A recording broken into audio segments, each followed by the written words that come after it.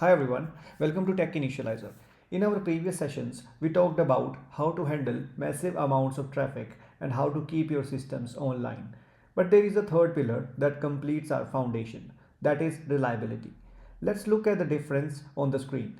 Being available just means your system is answering the phone, but being reliable means giving the correct answer. Imagine a banking app. If the app opens perfectly fast, that's availability. But if it shows you a balance of $0 when you actually have money, that is an unreliable system. And honestly, users would rather want the app to be down for an hour than have it show the wrong money. Reliability builds trust. So, how do professional engineers measure this? We use three key metrics, which you can see on this dashboard. First, there is MTBF. This stands for mean time between failures. Think of this as endurance.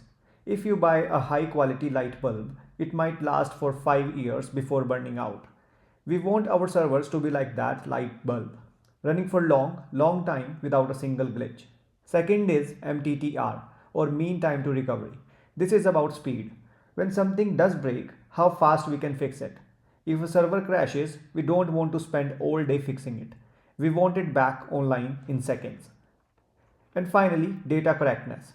This simply asks, is the information accurate? Even a 1% error rate is unacceptable in critical systems. Now, why do systems fail? As shown in the diagram, it's usually one of four things. Hardware can physically break. Software can have bugs. Mistakes in the code logic. Humans, that's us, can accidentally type the wrong command.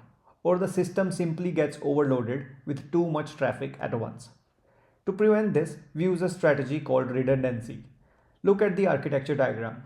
We never run just one server, we run duplicates. If server A fails, we have a mechanism called failover. It automatically detects the problem and switches the traffic to server B. The user never even knows something broke. We also use two very smart techniques for software reliability. The first one is the circuit breaker. Imagine your house. If you plug too many things into one outlet, the fuse blows to prevent a fire. We do the same with the software. If a service is struggling, the circuit breaker opens and stops sending it work for a few seconds. It prevents a small problem from becoming a total system crash. The second is idempotency. This is a complex word for a single concept, safety in repetition. Imagine you are transferring money and you click send, but the screen freezes. You panic and click send again. Without idempotency, you might transfer the money twice. But with idempotency, the system recognizes the request ID.